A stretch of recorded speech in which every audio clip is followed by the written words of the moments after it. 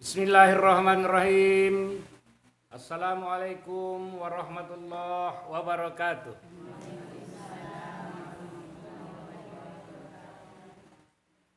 Alhamdulillah wa syukranillah. Salatan wa salaman ala rasulillah wa ala alihi wa ashabihi wa mawalah. Ashhadu an la ilaha illallah wahdahu la syarikalah wa ashhadu anna Muhammadan abduhu wa rasuluhu la nabiyya ba'dah. Allahumma shalli ala Muhammad wa ala ali Muhammad. Ya ayyuhallazina amanu taqullaha haqqa tuqatih wa la tamutunna illa wa antum muslimun. Ibu-ibu jamaah Majelis Ta'lim yang berbahagia, mari kita bersyukur kepada Allah Subhanahu wa taala atas segala nikmat yang telah diberikan kepada kita semua. Alhamdulillah, dengan nikmat tersebut kita masih dapat bersama-sama berhadir untuk melaksanakan majlis taklim di sore hari yang berbahagia ini.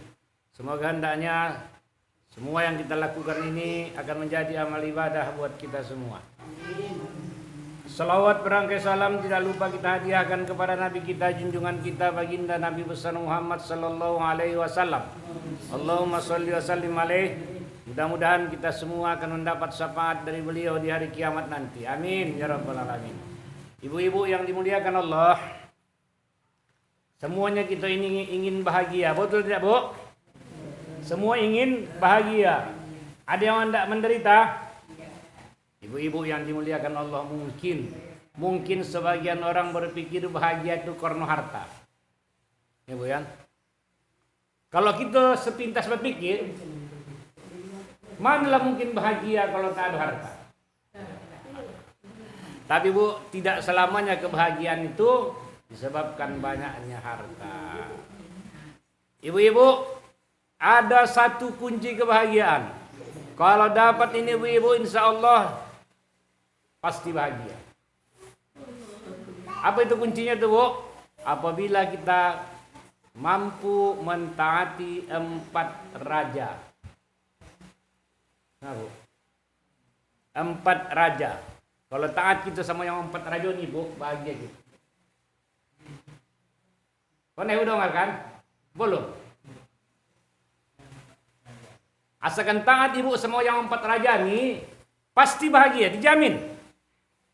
Dijamin, bukan lagi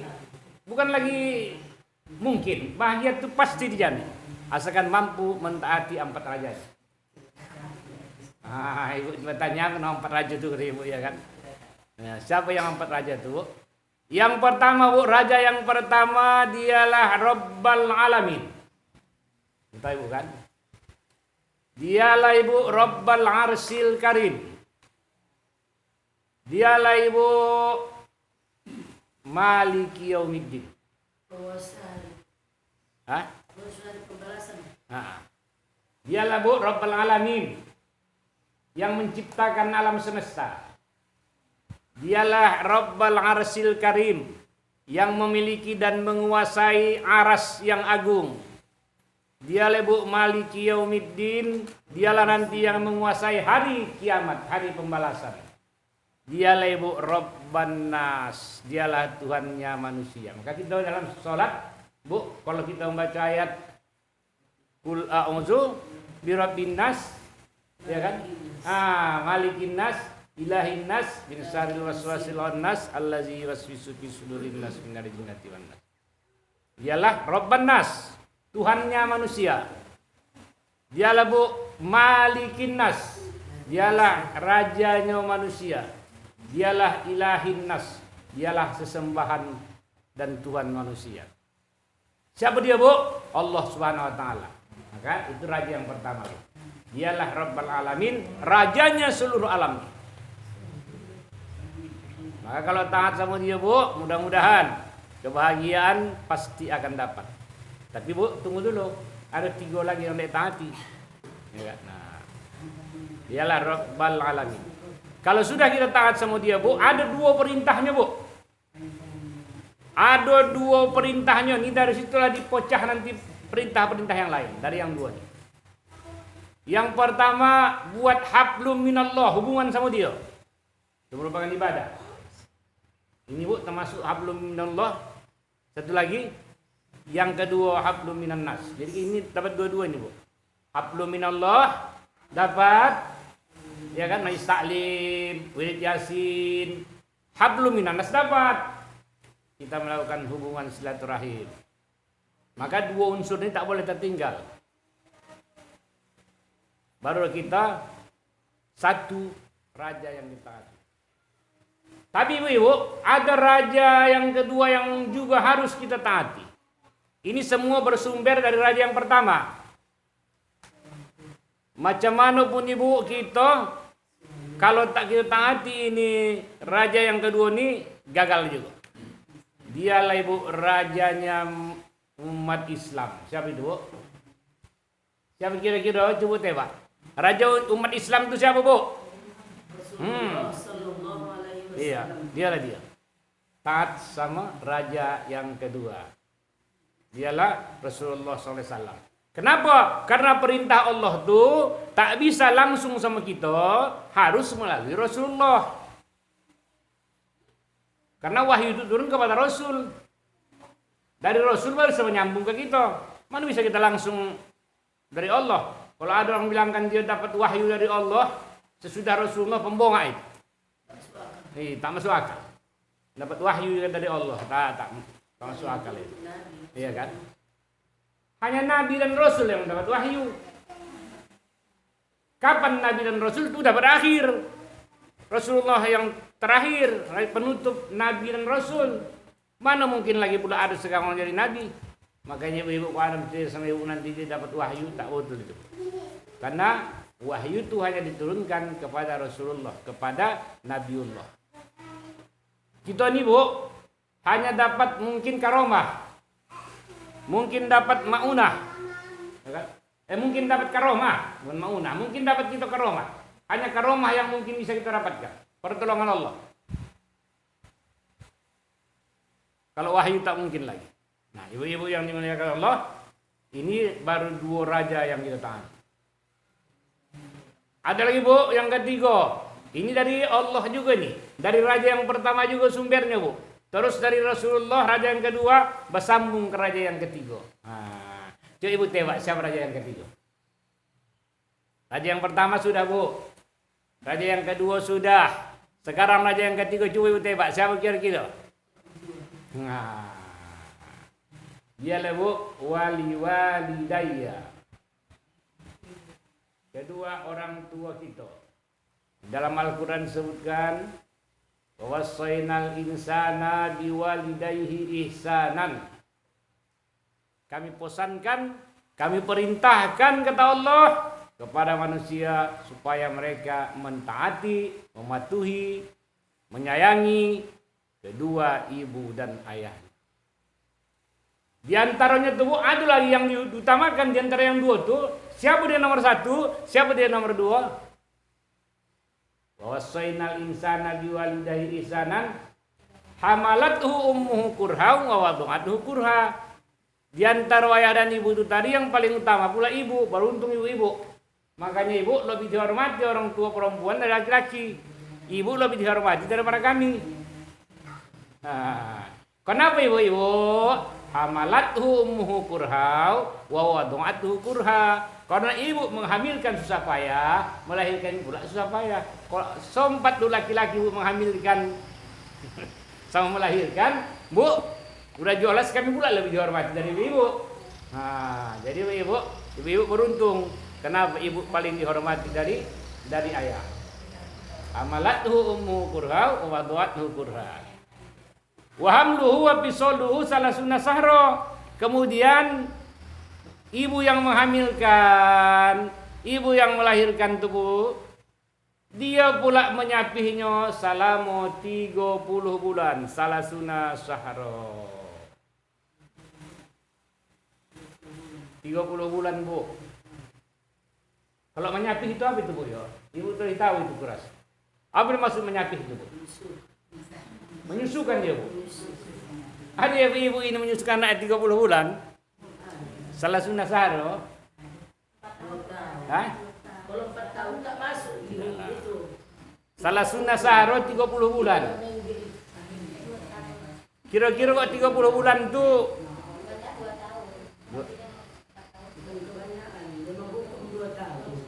iya 2 tahun. 2 tahun yang sempurna.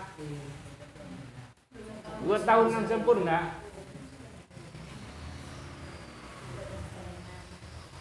2 tahun yang sempurna itu 30 bulan, bukan 2 tahun yang sempurna 24. Kan menurut perhitungan kita 1 tahun itu 12 bulan.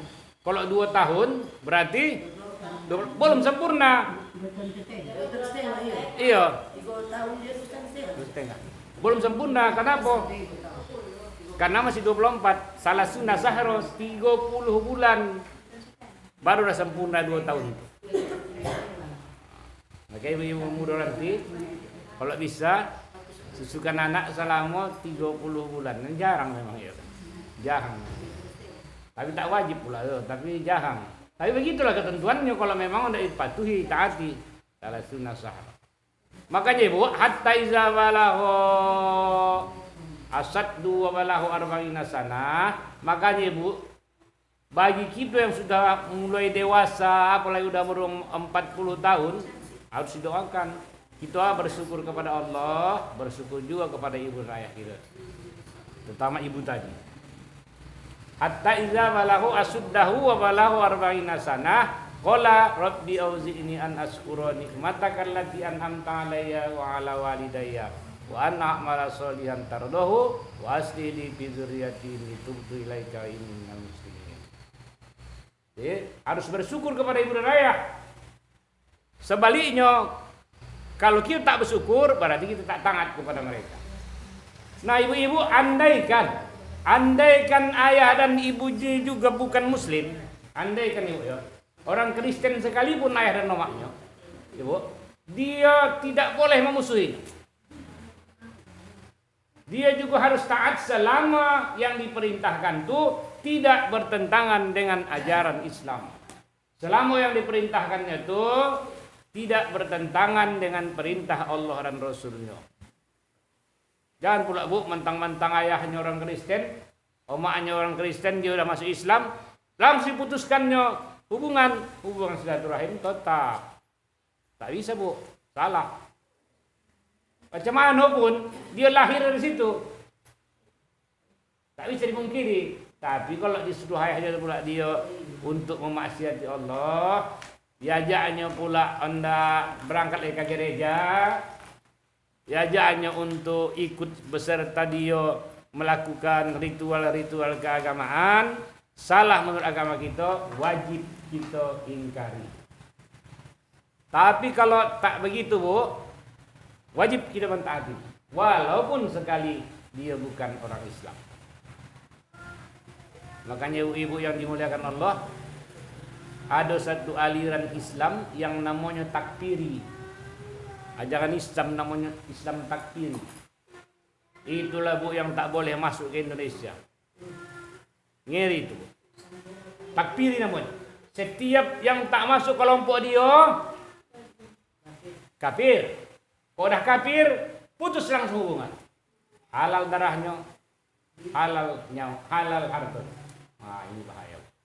Makanya tak suka yang masuk. Memang Indonesia tak masuk, tak boleh ke itu. Ya kan? Walaupun orang itu berusaha merangkak untuk masuk ke Indonesia, tapi Indonesia tetap dibatasi. Jangan sampai itu masuk ke Indonesia. Berbahaya. Nah, ibu-ibu yang dimuliakan Allah, 3 taat tadi bu ya. 3 sudah raja yang taati. Yang pertama Allah Subhanahu Wa Taala, yang kedua Rasulullah SAW, yang ketiga ibu dan ayah kita. Nah, yang keempat bu, yang keempat atiullah wa atiur Rasul wa ulil amri minkum. Siapa dia bu yang memerintah di antara kamu? Mulai dari presiden lah, ya bu, sampailah ke gubernur, sampailah ke wali kota, sampailah ke bupati, turunlah ke camat, turunlah bu ke lurah, kepala desa, ke kepling. Artinya perintah-perintah yang diwajibkan oleh negara, selama dia tidak membebani kita, selama dia tidak membuat kita lari dari aturan-aturan yang ditetapkan oleh Allah, Itu wajib kita taati. Hari ini Bu-ibu, pemerintah kita nih memberikan keluasan yang seluas-luasnya untuk kepentingan agama. Mana kita pernah dihalangi beragama? Ibu-ibu Yasin mana dihalangi? Ibu-ibu hendak sholat mana dihalangi? Ibu-ibu hendak ke masjid tak dihalangi, kecuali hari itu memang waktu-waktu terjadinya COVID. Itu untuk keselamatan bersama, ya kan? Sekarang mana ada penghalang-halangan? Bahkan dibantu.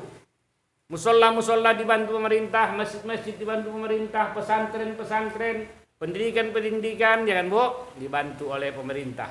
Itu artinya pemerintah masih ikut serta, masih memikirkan kita, dan membebaskan kita untuk memeluk agama masing-masing yang ada di Indonesia.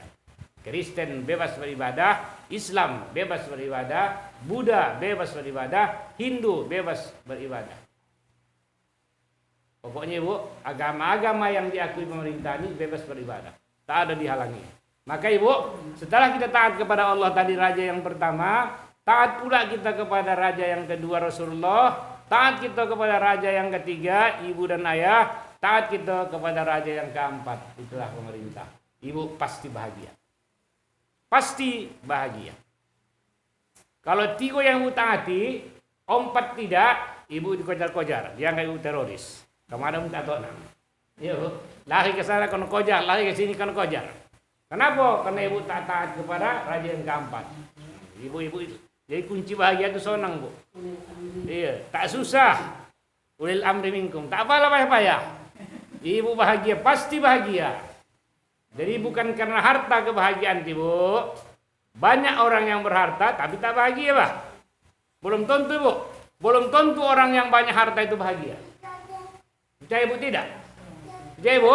Belum tentu Bu orang yang banyak hartanya berbahagia. Kalau soal harta, susah demikirkannya Bu. Kang Mah. Susah Bu, makan tak tentu Bu. Aku tengok Bu ada pengusaha. Makan sering makan ini saya telepon. Makan Bu, makan ini saya sana. Habis SIM 1 pindah kemari. Tak sempat kadang-kadang dia lagi istirahat siap makan, udah langsung berangkat. Mana bahagia? Mantap aja kan ini. Ada lagi Bu orangnya banyak hartanya Bu, orang pun datang payah. Siapa desa polisi tidak kata. Tidak, siapa datang dulu katanya. Bilang aku tak ada katanya. Ya kan, nah banyak hartanya Bu, kaya dia, kaya Bu. Tapi Bu, coba ibu datang ke situ, saya datang. Kau tak kenal, tak terimanya Bu. Tak kenal, tak terimanya. Iya Bu, ketakutan saja Bu. Tidur pun dia alarm tak ada. Ya kan, ada semacam mata-mata. Udah ada datang mau tutup pintu, siapa itu? Kita tengok pintu ke belakang. Ya Bu, agen sabu-sabu, kaya Bu. Jadi, tapi susah hidupnya Bu. Jadi tidak selamanya harta itu menjamin kita bahagia. Walaupun kebahagiaan itu harus juga disertai dengan harta, ya Bu. Walaupun kebahagiaan itu harus juga disertai harta. Karena untuk mentaati Allah ini pun kalau ada harta mau juga Bu. Gendala-gendala gitu. Karena kata Rasulullah, Bu, kadal fakru ayakuna kufron. Kadang-kadang Bu, kemiskinan itu bisa membuat orang jadi kafir. Kalau miskinnya dia Bu, mencuri dia. Kan kafir itu. Kalau miskinnya, tak ada lagi minum makanan di rumahnya. Tak mencuri dia. Kadal fakru ayakuna kufron. Kadang-kadang kesusahan itu, kemiskinan itu bisa juga menyebabkan orang jadi kafir. Tapi artinya tak selamanya harta itu membuat orang bahagia. Ya kan? Nah ibu-ibu yang dimuliakan Allah, mudah-mudahan ibu-ibu yang dimuliakan Allah, kita ini semua mendapatkan kebahagiaan, dapat mematuhi, dapat mentaati keempat raja-raja tadi. Ibu, udah ingat Ibu kan? Raja yang pertama siapa dia Bu? Yang harus ditaati? Allah. Raja yang kedua yang harus ditaati? Rasulullah. Raja yang ketiga yang harus kita taat dan patuhi?